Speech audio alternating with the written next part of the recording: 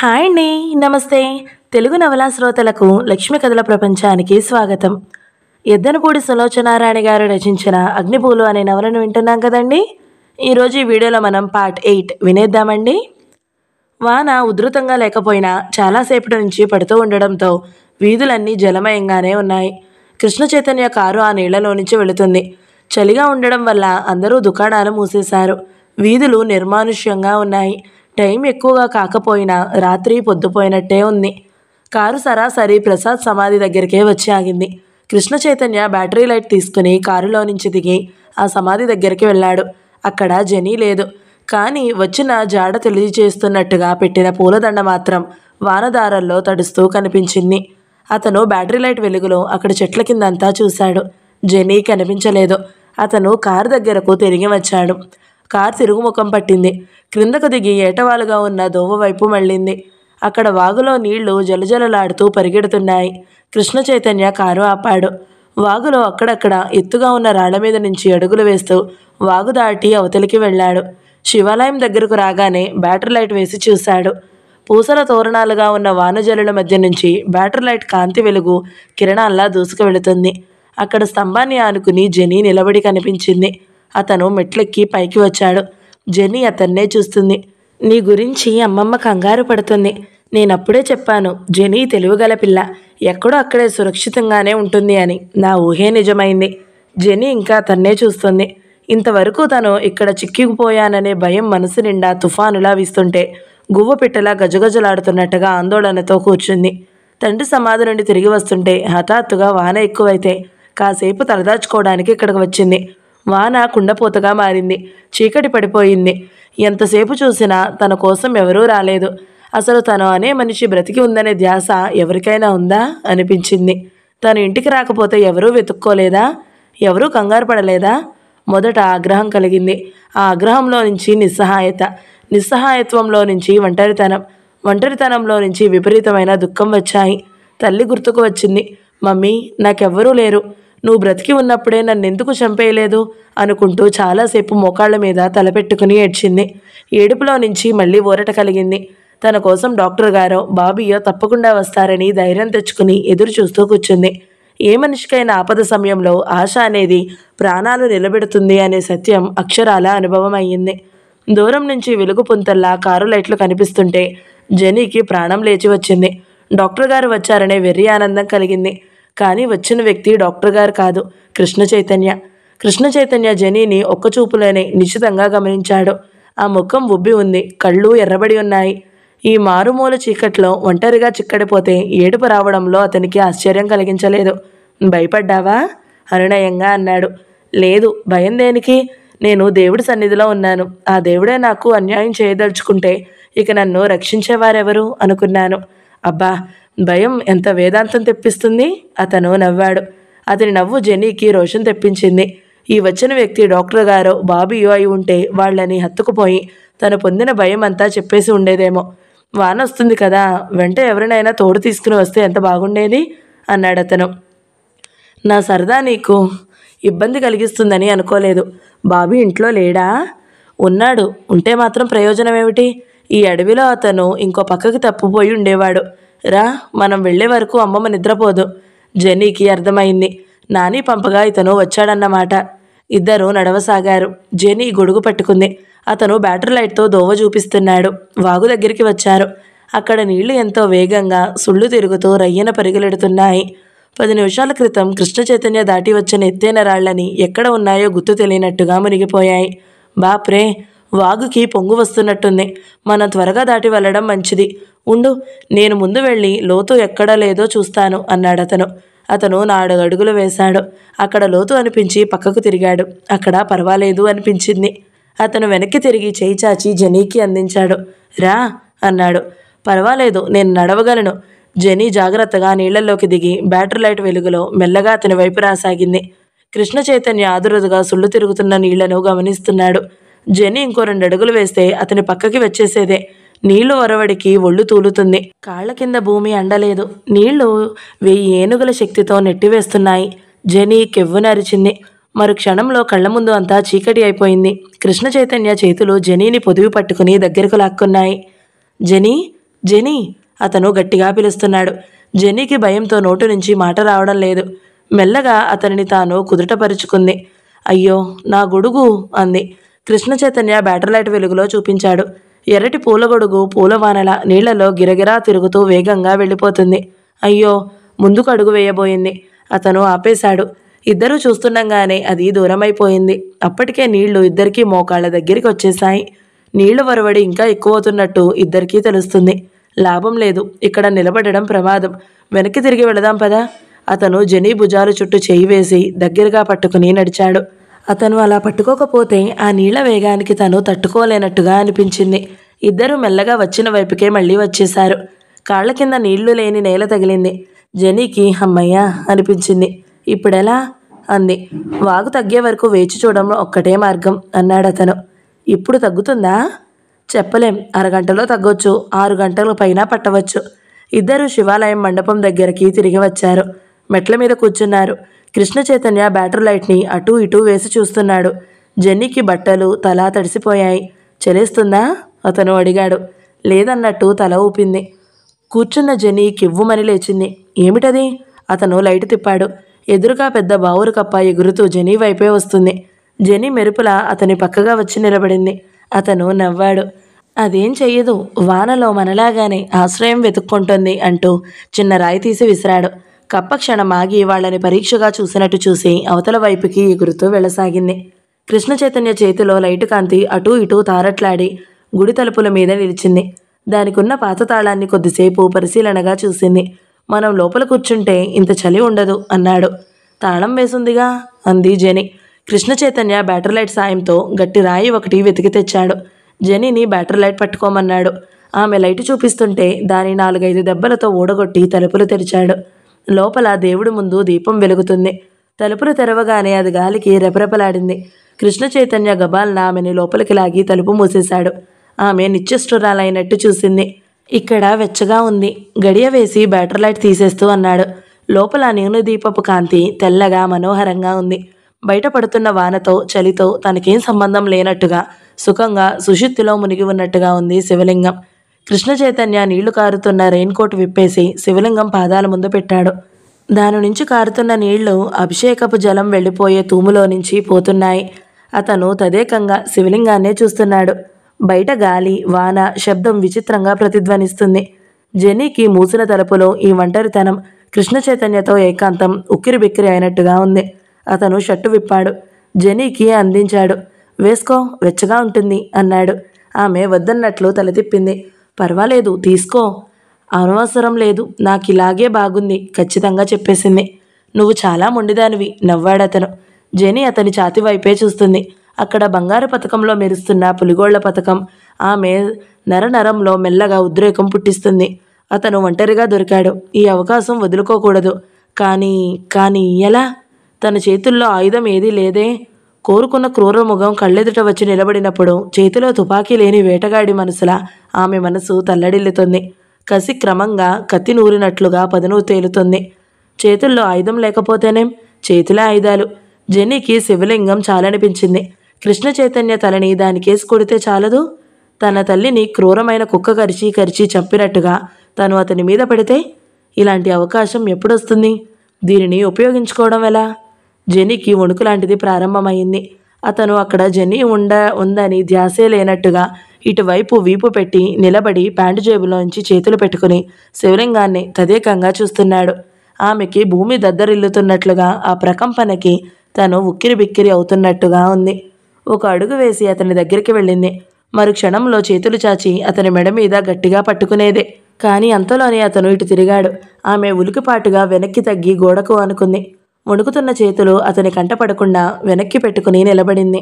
అతను ఒక నిమిషం తదేకంగా చూశాడు. జెనీ, నిన్ను ఒక మాట అడగనా? ఏమిటది? అతను జెనీని మరో నిమిషం తదేకంగా చూశాడు. నేను అడిగిన దానికి దాపరికం లేకుండా జవాబు చెబుతావా? నాకు తెలిసినంతవరకు చెబుతాను.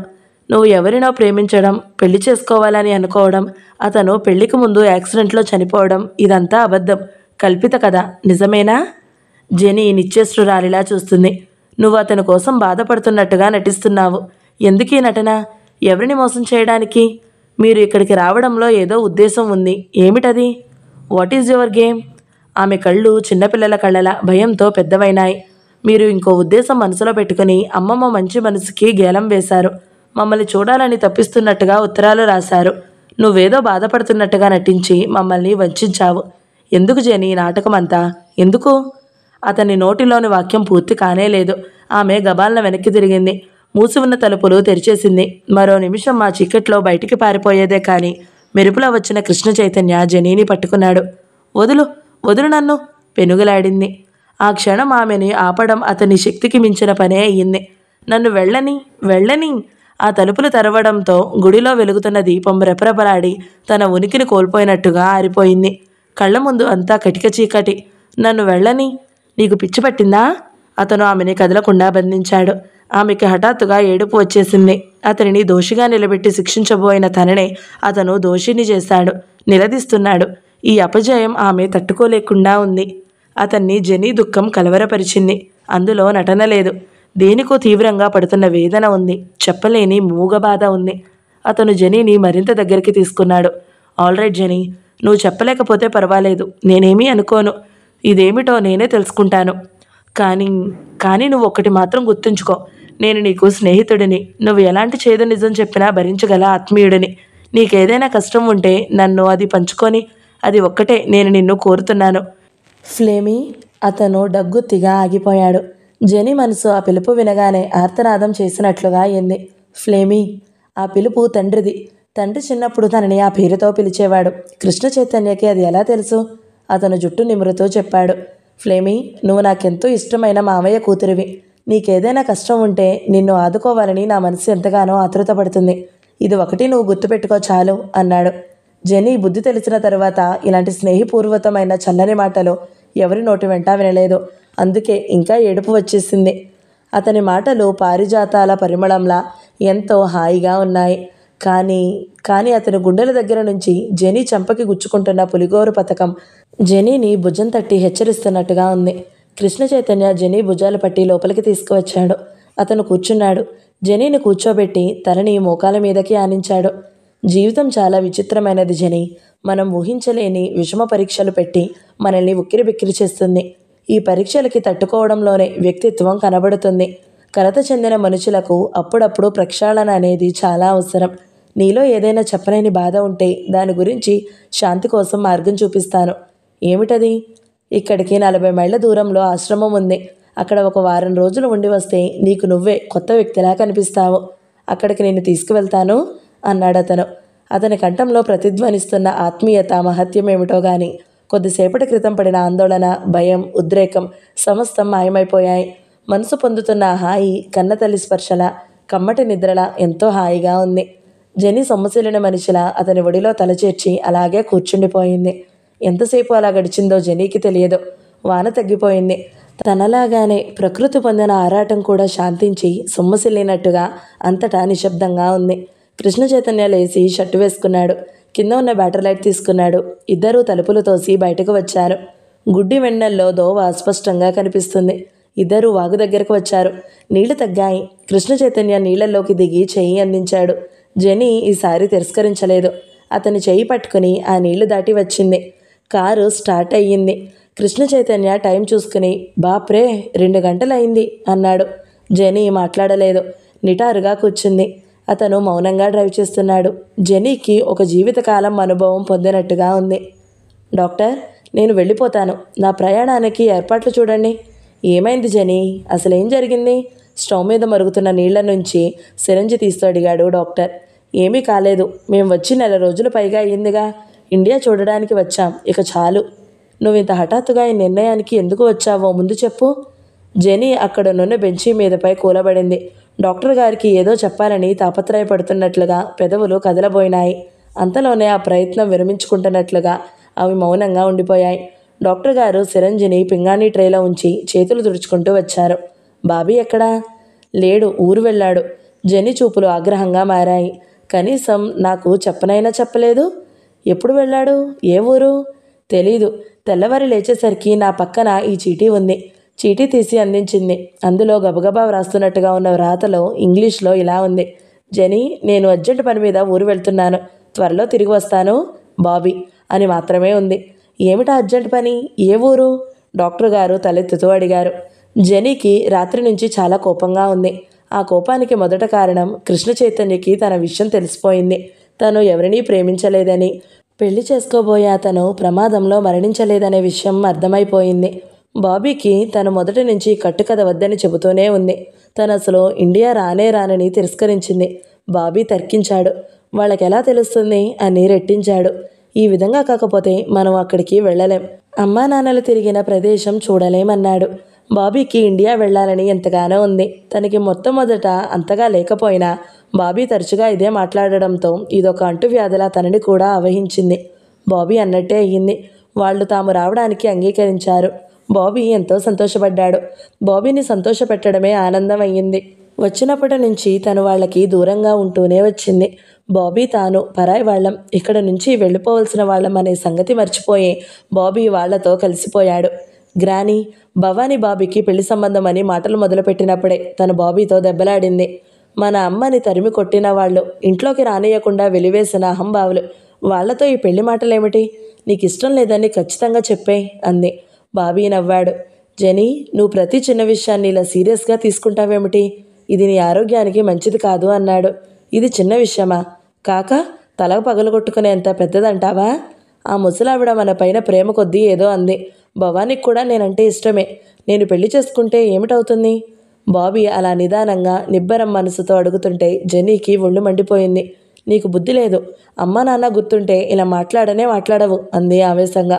ఓ జెనీ, గతించిపోయినవి తవ్వుకుంటే ఏం లాభం? అమ్మా నాన్న ఎప్పుడో ఏదో బాధపడ్డారని ఇప్పుడు మనకి అందుబాటులో ఉన్న సుఖం వదులుకోమంటావా? అయితే ఈ పెళ్ళి నీకు ఇష్టమా? ప్రస్తుతానికి ఇష్టమే. ప్రస్తుతానికా? అంటే? ప్రస్తుతానికే. బీనా అంటే నాకేం వ్యతిరేక భావం లేదు. అప్పుడప్పుడు ఇండియా వచ్చి ఉండాలనే ఉంది. నేను ఇక్కడ ఉండాలి అంటే నాది అనే బాట ఒకటి కావాలి. ఎప్పుడు ఇదంతా నాకు ఇష్టం ఉండదో అప్పుడే వదులుకుంటాను. నోర్ముయ్, వీళ్ళ ఆచారాలు, వ్యవహారాలు, నమ్మకాలు తెలిసే ఇలా మాట్లాడుతున్నావంటే ఆశ్చర్యంగా ఉంది. పెళ్ళి అంటే వీళ్ళకి ఎంత విలువో తెలుసు కూడా. ఇందులో ఇరుక్కోకు. బాబీ హుషారుగా విజిల్ వేశాడు. జెనీ, డోంట్ వరీ, నాకు అన్నీ తెలుసు. అవసరమైనప్పుడు అన్నీ ఎలా కలుపుకోగలను, అనవసరమైనప్పుడు అలాగే తెగ్గట్టుకోగలను. నన్ను గురించి నువ్వేం కంగారు పడకు. నీ సంగతి ఆలోచించుకో. నువ్వు కూడా ఇక్కడే ఎవరినైనా చూసుకుని పెళ్లి చేసుకోకూడదు? నీ మనస్తత్వానికి కాబోయే భర్త ఇండియన్ అయితే బాగుంటుంది అనిపిస్తుంది నాకు. Shut up, don't talk nonsense. Jenny కళ్ళల్లో ఎరుపు చూసి బాబీ తగ్గాడు. ఆల్ రైట్ అన్నాడు. బాబీతో ఈ ప్రసంగం జరిగిన తర్వాత జెనీ దిగులు పడిపోయింది. బాబీ వరుస చూస్తుంటే ఆ భవానీని పెళ్లి చేసుకునేట్టే ఉన్నాడు. మొదటి నుంచి బాబీ మనస్తత్వం ఇంతే. ఏదీ సీరియస్గా తీసుకోడు. ఏ క్షణానికి ఆ క్షణం ఆనందం లభిస్తే చాలు. తన మాటల చాతుర్యంతో ఎదుటివారిని ఇట్టే ఆకర్షించుకుంటాడు. తన పని తాను నెరవేర్చుకుంటాడు. బాబీ మనసుకి స్థిరత్వం లేదు. అది తేలి మబ్బులా ఎప్పుడూ తేలిపోతూనే ఉంటుంది. అందుకే జెనీ డాక్టర్ గారి దగ్గరికి వచ్చి ఈ పెళ్లి జరగకుండా చూడమని అడిగింది. అటు నాని, బాబీ ఇద్దరు ఎంత చెప్పినా వినేట్టు లేరు. ఈ పెళ్లి ఆపాలంటే డాక్టర్ గారికి ఒక్కరికే సాధ్యము. ఈ పెళ్లి విషయంలోనే చికాకు పడిపోతున్న జెనీ రాత్రి శివాలయంలో కృష్ణ చైతన్య అన్న మాటలు పిడుగుపాటులా వినిపించాయి. తను ఎందుకిలా నాటకమాడారు అని నిలదీస్తుంటే జవాబు చెప్పలేకపోయింది. తన స్థితికి ఏడుపు వచ్చేసింది. చిచి, ఇంతకంటే అవమానం ఇంకేం ఉంటుంది?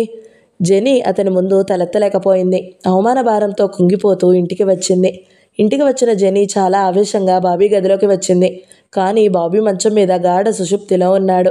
అతను అంత నిశ్చింతగా నిద్రపోతున్న తీరు చూసేసరికి జెనీకి ఇంకా ఒళ్ళు మండిపోయింది. తన అడవిలో తప్పిపోయి ఒంటరిగా దిక్కులేని దానిలా కూర్చుని ఉంటే కనీసం చెల్లెలు ఏమైందోనని దిగులైనా లేకుండా హాయిగా నిశ్చింతగా నిద్రపోతున్నాడు. ఇతన్ని ఏమనుకోవాలి? ఈరోజు కృష్ణ చైతన్య రాకపోతే తన గతి ఏమయ్యేది? ఆ శివాలయంలో చలికి గజగజలాడుతూ తెల్లవారులు అలాగే కూర్చోవలసి వచ్చేది. చిచి, ఏ మనిషి! ఈ ప్రపంచంలో తనకి ఒక్కగానొక్క అన్నగారు. జెనీకి ఏడుపు వచ్చినంత పనయింది. అతన్ని తట్టి లేపాలని చూసింది. దొర్లించింది. బాబీ అరిచినట్టుగా పిలిచింది. బాబీ అటు ఇటు పొర్లాడాడే తప్ప లేవలేదు. జెనీ గదిలోకి వచ్చి బట్టలు మార్చుకుంటుండగా అన్నపూర్ణమ్మగారు వచ్చింది. వేడి పాలు తెచ్చి త్రాగమని బ్రతిమలాడింది. ఆవిడ ఆత్మీయతకి జెనీ సిగ్గుపడింది. ఇంత మంచి ఆవిడని తను మోసం చేసింది అనే బాధ కలిగింది. జెనీ పడుకుంది. తను మర్నాడు వెళ్ళిపోవడానికి నిశ్చయించుకుంది. కానీ ఉదయం లేచేసరికి బాబీ లేడు. పక్కన ఈ చీటీ మాత్రం ఉంది. జెనీకి ఏం చేయాలో తోచలేదు. కాఫీ అయినా తాగకుండా డాక్టర్ గారింటికి వచ్చేసింది. ఉదయమే వచ్చిన జెనీని చూసి డాక్టర్ గారు ఆశ్చర్యపోయారు. రాత్రి నువ్వు అడవిలో తప్పిపోయావట, నిజమేనా అని అడిగారు. జెనీ తల ఊపింది. కాంపౌండర్ గోవింద్ చెప్పాడు అన్నాడు. జెనీ కాఫీ తాగడం పూర్తవగానే తను ఊరు వెళ్ళడం నిర్ణయించుకున్న సంగతి చెప్పింది. ఆయన కారణం చెప్పమంటాడు. ఏం కారణం చెబుతుంది తను? జెనీ ముఖం వైపు తదేకంగా చూసిన ఆయన జెనీ మనసుకి చాలా బాధ కలిగిందని, విషయం ఏదో జరిగినట్టుగా అర్థం చేసుకున్నారు. జెనీని ఆ నిమిషంలో ఇక తరిచి అడగలేదు. బాబీని ఊరి నుంచి రాని జెనీ, అలాగే వెళ్ళిపోదురు గాని బాబీ లేకుండా నువ్వు వెళ్తానంటే అన్నపూర్ణమ్మ గారు గొడవ చేస్తుంది. ఏమైందా అని అందరికీ శంక కలుగుతుంది. అప్పుడు నువ్వు తప్పనిసరిగా చెప్పాల్సి వస్తుంది. నా మాట విని బాబీ వచ్చేంత వరకు ఓపిక పట్టితే బాబీ రాగానే వెళ్ళిపోవచ్చు అన్నాడు. జెనీకి ఆయన మాటలు సహజంగానే కనిపించాయి. తనకి ఇష్టం లేకపోయినా బాబీ వచ్చే వరకు ఉండక తప్పలేదు. తనని ఇలాంటి ఇరకాటంలో పడేసి నా బాబీ మీద అపరిమితమైన ఆగ్రహం కలగసాగింది. ఇంతలో కృష్ణ చైతన్య కారు వచ్చి డాక్టర్ గారింటి ముందు ఆగింది. అందులో నుంచి దిగివచ్చిన డ్రైవరు, ఊరు నుంచి ఎవరో చుట్టాలు వచ్చారట, ఈ అమ్మాయి గారిని అన్నపూర్ణమ్మ గారు వెంటనే తీసుకురమ్మన్నారు అనే వార్త తెచ్చాడు. జెనీ, డాక్టర్ గారు ముఖాలు చూసుకున్నారు. వెళ్ళి జెనీ, నువ్వు వెళ్ళడం ఆలస్యం చేస్తే వాళ్ళందరినీ వెంటబెట్టుకుని అన్నపూర్ణమ్మ గారు ఇక్కడికి వస్తారు అన్నారు. జెనీ ఇక తప్పేది లేక చిన్నపిల్లల స్కూల్కి బలవంతంగా వెళ్తున్న దానిలా కారులో కూర్చుంది. నేను సాయంత్రం వస్తాను, డాక్టర్ గారు చెప్పారు. జెనీ తల ఊపింది. జెనీ ఎక్కిన కారు ఇంటి దగ్గరికి వచ్చి ఆగింది. ఇంటి ముందున్న ఆవరణలో 2 కార్లు ఆగి ఉన్నాయి. పిల్లలు వరండాలో పరుగులు పెడుతున్నారు. జెనీ కారు దిగి గెస్ట్ హౌస్ వైపు వెళుతుంటే సౌందర్య సదనంలో నుంచి అన్నపూర్ణమ్మ గారు గబగబా వచ్చింది. జెనీ, ఇలా రామ్మా, బంధువులు వచ్చారు అంటూ పిలిచింది. జెనీ ఆగింది. అప్పటికే దగ్గరికి వచ్చిన ఆవిడ జెనీ భుజాల చుట్టూ చెయ్యి వేసి తనతో సౌందర్య సదనంలోనికి తీసుకువెళ్ళింది. అక్కడ హాలులో చాలామంది రకరకాల ఆడవాళ్ళు, మగవాళ్ళు కూర్చుని ఉన్నారు. వీళ్ళంతా మన బంధువులు, మీ తాతగారి తమ్ముడు పిల్లలు అంటూ పరిచయం చేసింది. జెనీ అందరికీ నమస్కరించింది. ఒక పెద్ద ఆయన కూర్చున్న సోఫా దగ్గర కృష్ణ చైతన్య నిలబడి ఉన్నాడు. నీలి అందరికీ కాఫీలు ఇస్తుంది. రాజేశ్వరి, రుక్మిణి, భవానీ, సిద్ధు అందరూ అక్కడే ఉన్నారు. అన్నపూర్ణమ్మ గారు జెనీ చుట్టూ సరిచేస్తూ అంది. తన ఆరోగ్యం అంతా బాగుండడం లేదు. పెళ్లి చేసుకునే అతను యాక్సిడెంట్లో చనిపోయాడట. ఆ వాతావరణం మార్పు కలిగితే కోలుకుంటుందని నేనే పిలిపించాను. మీ అందరి ఇళ్ళకి పంపిద్దామని అనుకుంటున్నాను. ఇంతలో మీరే వచ్చారు. వాళ్ళు అయ్యో అన్నట్టు సానుభూతిగా చూస్తున్నారు. జెనీ కళ్ళు అప్రయత్నంగా కృష్ణ చైతన్య వైపు మళ్ళాయి. అతడి కళ్ళల్లో నుంచి చిరునవ్వు వచ్చింది. అది కొంటిగా ఉంది. జెనీకి ఆ నవ్వు చూస్తుంటే ఒంటి మీద తేళ్లు జరలు పాకినంత కంపరంగా అనిపించింది. ఇక్కడే ఎవరైనా మంచి కుర్రాడిని చూద్దాం, పెళ్లి చేస్తే ఇక్కడే మనతో పాటే ఉండిపోతుంది అన్నాడు పెద్దాయన. నేను కూడా అదే అంటున్నాను అంది రుక్మిణి కృష్ణ చైతన్య వైపు చిరునవ్వుతో చూస్తూ. సారీ, నేను ఇంకా స్నానం చేయలేదు, చేసి మళ్ళీ వస్తాను. జెనీ అస్పష్టంగానే గబాల వెనక్కి తిరిగి అక్కడి నుంచి వెళ్ళిపోయింది. వచ్చిన కొత్తలో మనుషుల్ని చూస్తేనే పారిపోయేది. ఇప్పుడిప్పుడు కాస్త నయం అంది అన్నపూర్ణమ్మ గారు. కృష్ణ, ఇది నిజం కాదని చెప్పరా? ఇది పీడకలమ్మ అని అనరా? నేను నమ్మలేను, నా వల్ల కావడం లేదు. నా గుండెల్లో ఇంత మంట పెట్టారేమిట్రా? నేను బ్రతకలేనురా. నాకు చావడానికి త్వరగా ఏదైనా ఇవ్వరా? రాజేశ్వరి నరకయాతనలో విలవిలలాడిపోతున్నట్లుగా హిస్టీరియా వచ్చిన మనిషిలా ఆయాసంతో రొప్పుతూ అంటుంది. ఆవిడ పడుతున్న నరకయాతనకి కారణం, అరగంట క్రితం మా ఇంటి ముందు టాక్సీ ఒకటి ఆగింది. అందులో నుంచి భవానీ, బాబీ దిగారు. ఇద్దరి మెడల్లోనూ లావుపాటి గులాబీ దండలు మోకాలి వరకు వేలాడుతున్నాయి. 2 రోజుల క్రితం భవానీ స్నేహితురాలి పెళ్లి అని హైదరాబాద్ వెళ్ళింది.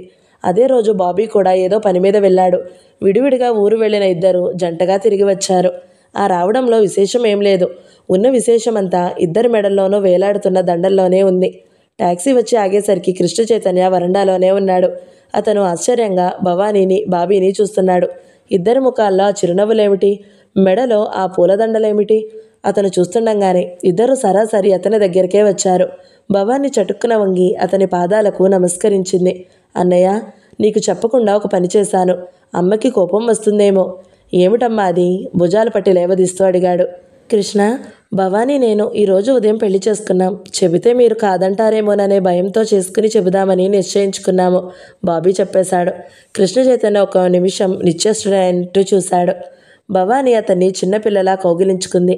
అన్నయ్య, ముందుగానే తెలిస్తే అమ్మ పెళ్లి చేసుకోవడానికి ఇష్టపడదని ఇలా చేశాము. అమ్మకు నచ్చ చెప్పే భారం నీది. ముందు లోపలికి పదండి అన్నాడు అతను. అమ్మకి చెప్పు. నేను చెబుతాను, మీరు అమ్మమ్మ గదికి వెళ్ళండి అన్నాడు అతను. భవానీ, బాబీ అమ్మమ్మ గారి గదికి వెళ్లారు. 15 రోజుల క్రితం అన్నపూర్ణమ్మ గారు జెనీని తీసుకుని మరిది పిల్లలందరి ఇళ్లకి వెళ్ళింది. మొట్టమొదట జెనీ ఆ ప్రయాణానికి ససేమిరా ఇష్టపడలేదు. బాబీ పని మీద మెడ్రాస్ వెళ్ళాలని, వారం 10 రోజుల వరకు తిరిగి రానని రాయడంతో తప్పనిసరి అయ్యి ఒంటరిగా ఇక్కడ ఉండడం ఇష్టం లేక అన్నపూర్ణమ్మ గారితో బయలుదేరి వెళ్ళింది. వారం రోజుల్లో తిరిగి వద్దామనుకున్న ప్రయాణం 2 వారాలు పట్టింది. జెనీ, అన్నపూర్ణమ్మ గారు కూడా ఆ ఉదయమే ఊరి నుంచి వచ్చారు. కృష్ణ చైతన్య వరండాలో 1 నిమిషం ఆలోచనగా నిలబడిపోయాడు. అతని ముఖం ఆందోళనమయంగా అయింది. ఈ వార్త తల్లికి ఎలా వివరించాలో అతనికి అర్థం కావడం లేదు. ఇలాంటి విషమ పరిస్థితులు అతనికి ఇది వరకు కూడా ఎన్నోసార్లు ఎదురైనాయి. జాప్యం చేయకుండా సరాసరి వెళ్ళి తల్లికి చెప్పేయడమే ఉత్తమం అన్న సంగతి అతనికి అనుభవపూర్వకంగా తెలుసు. కానీ ఇదివరకు ఆ అన్ని విషయాల కంటే ఇది చాలా క్లిష్టమైనదని అతని మనసు హెచ్చరిస్తుంది. అతను ఆలోచనగా సరాసరి తల్లి గదిలోకి వచ్చాడు. అక్కడ సిద్ధుని పక్కన కూర్చోబెట్టుకుని రాజేశ్వరి పంచతంత్ర కథలు చదివి వినిపిస్తుంది. పెద్ద కొడుకు గదిలోకి రాగానే పుస్తకం పక్కన పెట్టింది. రా అంది. కృష్ణ వచ్చాడు, కానీ కూర్చోలేదు. తల్లి మంచం మీద పక్కనే జారి ఉన్న షాల్వా తీసి సరిగ్గా పెట్టాడు. సిద్ధు, కొద్దిసేపు వెళ్ళి ఆడుకో అన్నాడు. ఓహో, ఈ కథ బాగుంది, పూర్తిగా వినని.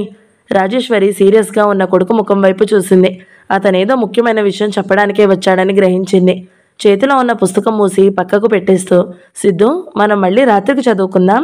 నువ్వు నీలిని అడిగి పాలు తాగిరా, మంచివాడివి కదూ అంటూ గడ్డం పుచ్చుకుని బ్రతిమలాడింది. సిద్ధు బామ్మ మాటని ఎప్పుడూ కాదనడు. సరే అన్నట్టు తలూపి మంచం దిగి పరిగెత్తాడు. కూర్చో అంది కొడుకుని. కృష్ణ మాట్లాడలేదు. రాజేశ్వరి కళ్ళల్లోకి ఆందోళన వచ్చి నిండింది. ఏమిటది? రాహుల్ ఏదైనా వెధవ పని చేశాడా?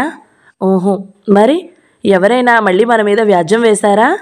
లేదమ్మా. రాజేశ్వరి ముఖంలో ఆందోళన తొలగిపోయింది.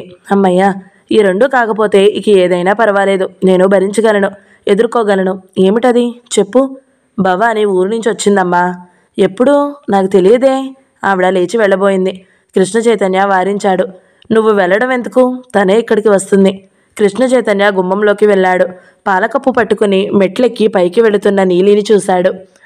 అదిగో నీలి, అమ్మమ్మ గదిలో భవానీ ఉంది, నేను రమ్మంటున్నానని పిలుచుకురా అని కేక పెట్టి చెప్పాడు. నీలి తల ఊపి అన్నపూర్ణమ్మ గారి గదిలోకి పరిగెత్తింది. ఒక్కత్తి ఎలా వచ్చింది? టాక్సీ వెంట బాబీ కూడా వచ్చాడు. బాబీ వచ్చాడా? ఆ పేరు వినగానే రాజేశ్వరి ముఖం చిట్లించింది. కృష్ణ చైతన్య తల్లి వైపే చూస్తున్నాడు. ఆవిడ చిరాగ్గా అంది. కృష్ణ, ఆ మిర్యాలపురం అబ్బాయి మళ్ళీ ఏ కబురు చేయలేదు. మేనేజర్ గారిని పంపించడం మంచిదేమో. ఇక అవసరం లేదమ్మా. ఏమిటయ్యా నువ్వనేది? ఇక ఆ సంబంధం గురించి మనకి అవసరం లేదు. రాజేశ్వరి కొడుకు వైపు ఆశ్చర్యంగా చూసింది. ఏమిటి నువ్వనేది? ఆ అబ్బాయికి వేరే సంబంధం ఖాయమైందా? లేదు, మన భవానీకి ఇక మనం సంబంధాలు చూడనవసరం లేదమ్మా. ఆ ప్రయాస మనకి లేకుండానే చేసింది. భవానీ, బాబీ ఈరోజు ఉదయం పెళ్లి చేసుకున్నారట. ఇద్దరూ పెళ్లి దండలతో వచ్చారు. రాజేశ్వరి కళ్ళు చావు కబురు విన్న మనిషిలా కళ్ళలా పెద్దవైనాయి. కృష్ణ చైతన్య తల్లి దగ్గరగా వచ్చాడు. అమ్మా. రాజేశ్వరి గబాల్లో కూర్చున్న చోటు నుంచి లేచింది. ఏమిట్రా నువ్వు చెప్పేది? ఏమిటి? భవానీ, బాబీ పెళ్లి చేసుకున్నారమ్మా. ఏది భవానీ? ఎక్కడది? ఆవిడ గుమ్మం వైపు తిరిగింది. అప్పటికే అన్నగారు రమ్మంటున్నారనే కబురు నీలి తీసుకురాగా భవానీ బెదురు చూపులతో తల్లి గది దాకా వచ్చింది. భవానీ గుమ్మంలో అడుగు పెట్టగానే కృష్ణ చైతన్య అంటున్న మాటలు వినిపించాయి. రాజేశ్వరి భవానీనే చూస్తుంది. మెళ్ళో పసుపు తాడుతో, కొత్త చీరతో, మెడలో దండతో పెళ్లి కూతురి విసుమా అని తెలియజేస్తున్నట్టుగా నిలబడి ఉంది భవానీ. రాజేశ్వరికి కొడుకు చెప్పిన మాట అక్షరాల సత్యం అన్నట్టుగా కళ్ళెదుట నిలబడిన భవానీ తెలియజెప్పినట్లయింది. ఆ క్షణంలో ఆవిడ దెబ్బతిన్న బొబ్బెలే అయ్యింది. నువ్వు పెళ్లి చేసుకున్నావా? నీ ఇష్టమైనా మేమందరం చచ్చిపోయామనుకున్నావా? వాడితోనా నీకు పెళ్ళి? ఇంతకంటే ఉరేసుకొని చావకపోయావా? ఆవిడ ఆ పట్టరాని కోపంతో ఏమని అంటుందో ఆవిడకే తెలియడం లేదు. భవానీ చేయి పట్టి లోపలికి లాగింది. కంఠం 2 చేతులతో దొరకబుచ్చుకొని తలని గోడకేసి కొట్టసాగింది. నాకు చెప్పకుండా ఎందుకు చేసావు ఈ పని? నువ్వు వాడి భార్యగా ఉండడానికి వీల్లేదు. నిన్ను చంపి నేను చస్తాను. దానికి విరుగుడు ఇదే. ఆవిడ చేతులకి పిచ్చి బలం వచ్చేసింది. ఇంకో 2 నిమిషాలు భవానీ కంఠం ఆవిడ చేతుల్లోనే ఉంటే భవానీకి మృత్యువు తప్పేది కాదు. కృష్ణ చైతన్య ఒక అంగలో తల్లి దగ్గరికి వచ్చాడు. చెల్లెలి కంఠం నులుముతున్న తల్లి చేతుల్ని బలవంతంగా విడదీశాడు. భవానీ తల్లి చేతుల్లో నుంచి విడిపోగానే చావు తప్పిన పిట్టలా వచ్చి కృష్ణ చైతన్యని కరుచుకుపోయింది.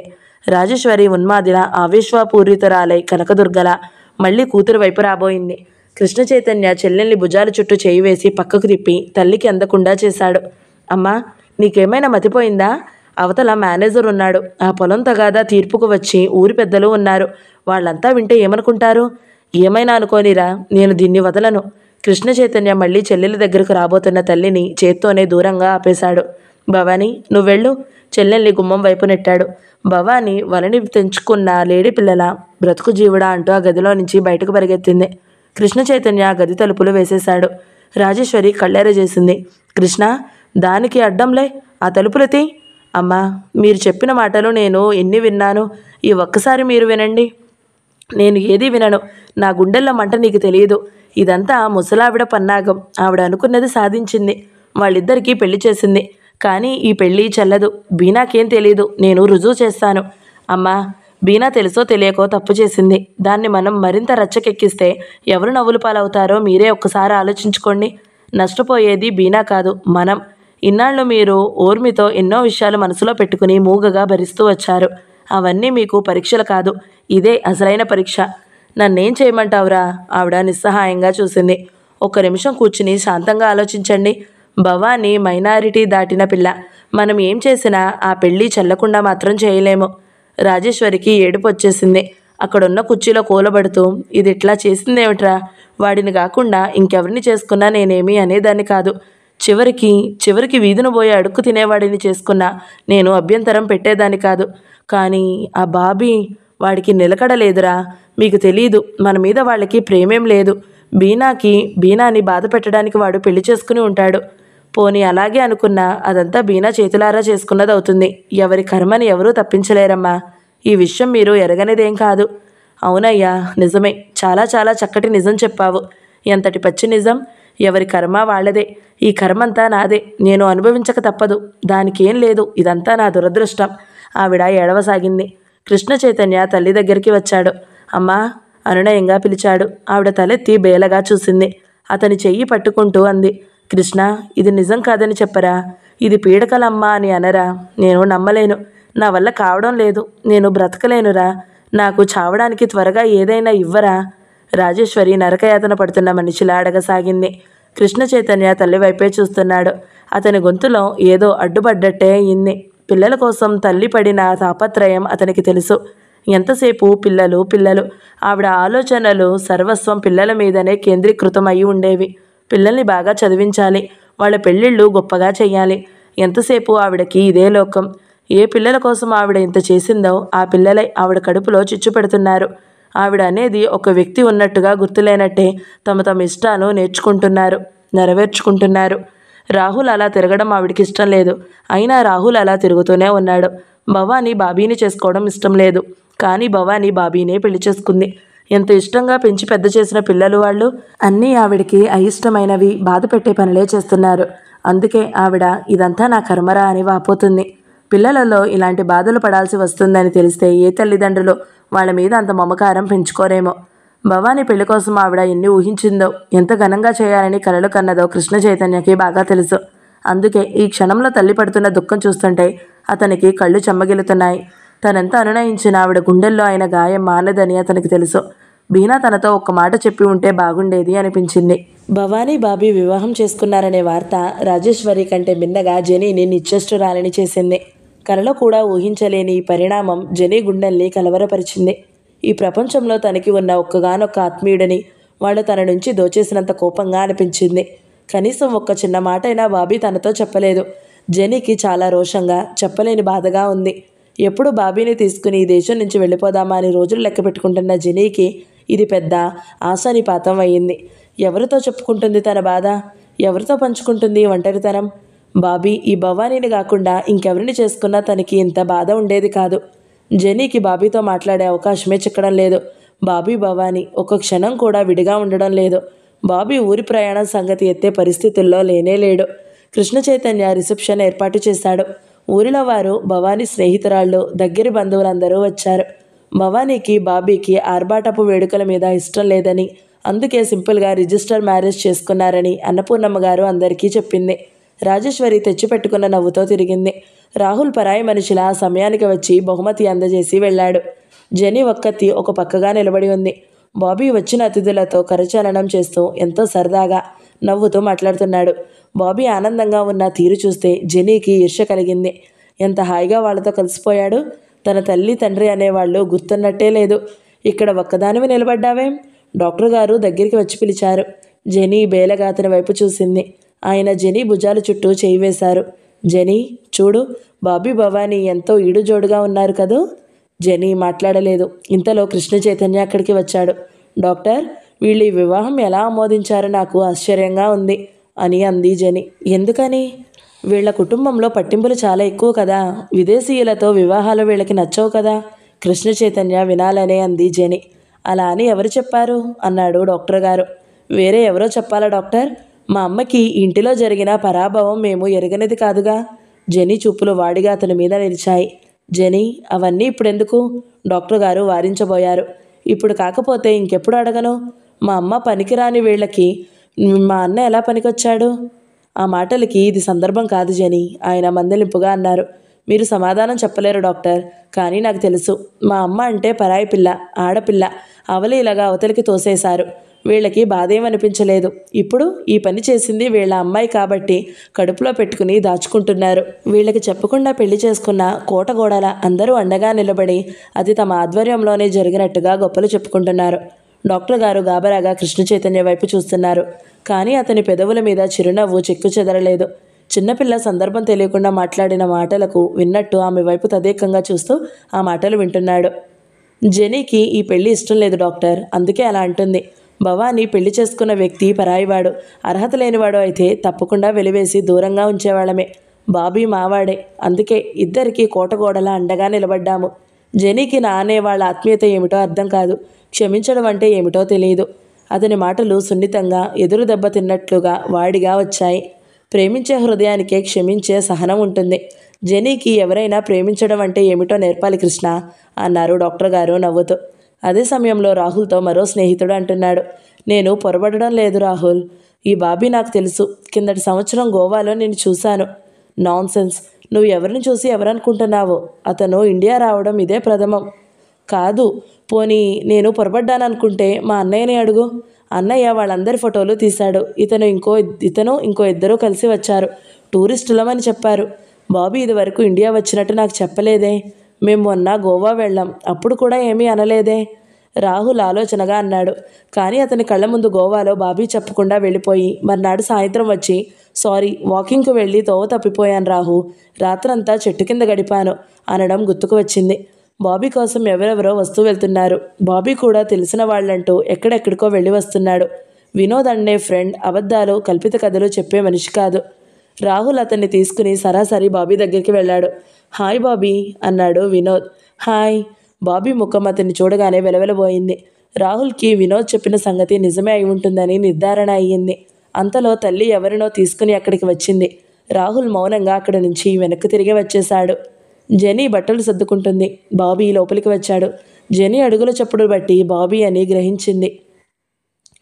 బాబీ, నేను రేపు ఉదయం హైదరాబాద్ వెళ్తున్నాను. బాబీ చకితుడైనట్టు చూశాడు. ఎందుకు అన్నాడు. అక్కడ నుంచి వెళ్ళిపోతాను. బాబీ ఒక్క అంగలో దగ్గరికి వచ్చాడు. జెనీ, ఏమిటి తొందరపాటు? తొందరపాట? మనం ఇన్ని రోజులు ఉందామని అసలు అనుకోలేదు. 2 వారాలు అనుకుని వచ్చి దాదాపు 2 నెలలు ఉన్నాము. ఇంకో నెల మనకి వ్యవధి ఉంది. ఉండని, చాలు. ఇండియా అంటే నాకు విసుగు పుట్టింది. అసలు ఇక్కడికి రాకుండా ఉంటే ఎంత బాగుండేది. 1 నెల ఆగు జెనీ, నేను వచ్చేస్తాను. నువ్వు ఒక్కదానివే ఎలా వెళ్తావు? నువ్వు నాతో చెప్పకుండా ఎప్పుడు పెళ్లి చేసుకున్నావో నేను అప్పుడే ఒంటరిదాన్ని అయిపోయాను. సారీ చెప్పాను కదా.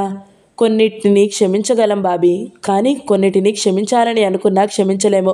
నువ్వు కావాలని వాళ్ళందరితో బంధం ముడివేసుకున్నావు. ఇక్కడ నీకు ఒంటరితనం ఏమీ లేదు. చూస్తున్నానుగా, కొత్త అల్లుడిగా నీకు వాళ్ళు బాగానే మర్యాదలు చేస్తున్నారు, విందులు తినిపిస్తున్నారు. వాళ్లలో నువ్వు ఒకడివి అయిపోయావు. చాలా సంతోషం. బాబీ వచ్చి ఆమె చేతులు పట్టుకున్నాడు. జెనీ, నా మీద నీకు ఏదైనా కోపం ఉంటే ఎంతైనా అను, కానీ నువ్వు మాత్రం వెళ్ళిపోకు. 1 నెల ఓపిక పట్టు, నేను కూడా వచ్చేస్తాను. ఈలోపు నా పని అయిపోతే ఇంకా ముందే వెళ్ళిపోదాము. పనా? ఏం పని? బాబీ భుజాలు ఎగరేశాడు. అతడేం చెప్పేవాడో కానీ ఇంతలో భవానీ వచ్చింది. బావా, త్వరగా రా, కార్ రెడీగా ఉంది. ఏమిటి ఇంకా ఆలస్యం? వస్తున్నా. అతను ఆమె వైపు తిరిగాడు. జెనీ, నేను ఈ పూట ఊరు వెళ్తున్నాను. నేను వచ్చే వరకు వెళ్ళనని నాకు మాట ఇవ్వు. చేయి చాచాడు. జెనీ, నిన్ను కూడా మాతో రమ్మని అంటే రానని అన్నావు కదూ. మేం ఢిల్లీ, ఆగ్రా అన్నీ చూడడానికి వెళ్తున్నాము. నువ్వు వస్తే ఎంతో బాగుండేది అంది భవానీ. థ్యాంక్ యూ, నాకెక్కడికి రావాలని అనిపించడం లేదు అంది ఆమె. బీనా, నేను వస్తున్నాను పదా అన్నాడు బాబీ. త్వరగా రా అంటూ భవానీ పరిగెత్తింది. బాబీ జెనీ దగ్గరికి వచ్చాడు. జెనీ, నువ్వు నాకంటే ముందు వెళ్ళిపోతే నేను ఈ దేశం నుంచి బయటపడలేమో అనిపిస్తుంది. జెనీ కళ్ళు ప్రశ్నార్థకంగా అయినాయి. నాకు వీళ్ళందరూ ఉన్నారని అంటున్నావు. వీళ్ళెవరూ నీలా నన్ను ప్రేమించరు జెనీ. ప్లీజ్ నువ్వు వెళ్ళకు. నేను త్వరగా తిరిగి వస్తాను. ఈ లోపల భవానీ పాస్పోర్ట్ కూడా వచ్చేస్తుంది. మనం కలిసి వెళ్దాం. ఇక్కడ నన్ను వదిలేసి వెళ్ళకు జెనీ. నేను నీకు ఇంకేం చెప్పలేను అనేసి బాబీ గిరుక్కున వెనక్కి తిరిగి వెళ్ళిపోయాడు. ఆమె నిశ్చేష్టురాలిలా కూర్చుంది. బాబీ దేనికో భయపడుతున్నాడు. అది ఏమై ఉంటుంది? ఆమెకు మెల్లగా మాయతెరలు విడిపోయినట్లుగా అర్థం కాసాగింది. ఆ ఇంటిలో ఎవరి ఇష్టమూ లేకుండా, ఎవరితోనూ చెప్పకుండా బాబీ భవానీని పెళ్లి చేసుకున్నాడు. వాళ్ళు ఆమోదించినట్టే నటించారు. గ్రాండ్గా రిసెప్షన్ ఇచ్చారు. బాబీని అల్లుడిగా అతి మర్యాదగా చూస్తున్నారు. ప్రపంచానికి వాళ్ళు చాలా చాలా మంచివాళ్ళు. కానీ బాబీకి ఏ ఆపదైనా రావచ్చు. తన తల్లికి పట్టిన గతే పట్టవచ్చు. జెనీ శరీరం జలధరించింది. బాబీకి బహుశా ప్రమాదం ఏదో అర్థమయ్యే ఉంటుంది. అందుకే ఇలా అని ఉంటాడు. బాబీ లేకుండా నేను ఈ దేశం నుంచి వెళ్ళను అనే నిర్ధారణ చేసుకుంది. ఇక్కడ ఉండడం చిరాగ్గానే ఉంది. కానీ బాబీ కోసం భరించక తప్పదు అనిపించింది. అగ్నిపూలు 8వ భాగం సమాప్తం. ఈ వీడియో మీకు నచ్చినట్లయితే లైక్ చేయండి, షేర్ చేయండి, మంచి కమెంట్ పెట్టండి. ఇలాంటి మరిన్ని వీడియోల కోసం మన ఛానల్ని సబ్స్క్రైబ్ చేసుకోండి. Thank you so much for watching. నమస్తే.